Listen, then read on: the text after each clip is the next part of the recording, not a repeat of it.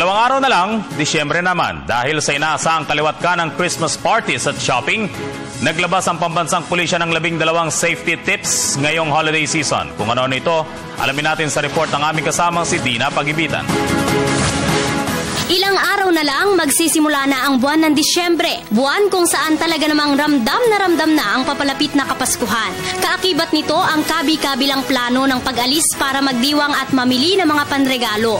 Dahil dito, naglabas ang Philippine National Police o PNP ng 12 safety tips para makaiwas ang publiko na mabiktima ng samot-saring modus na mga kawatan.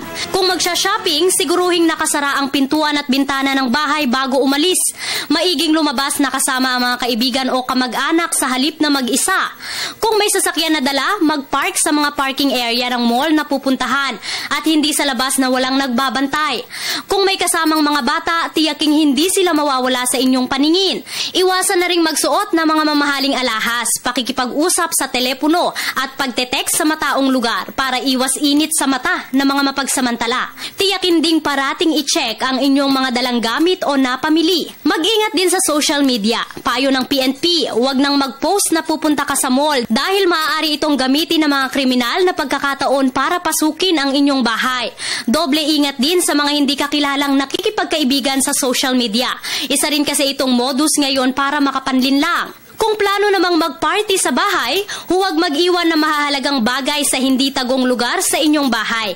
Iwasan mo ring magpakalasing at baka ikay masalisihan. Iwasan mo ring ilagay ang mga regalong nabalot na sa parte ng inyong bahay kung saan madali itong maabot o makita sa bintana.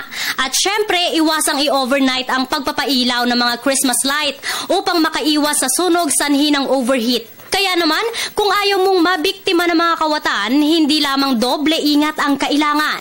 Maging mapagmasid at alerto dahil ang masasamang loob nakakalat na kahit saan. Para sa Telebisyon ng Bayan, ako si Dina Pagibitan.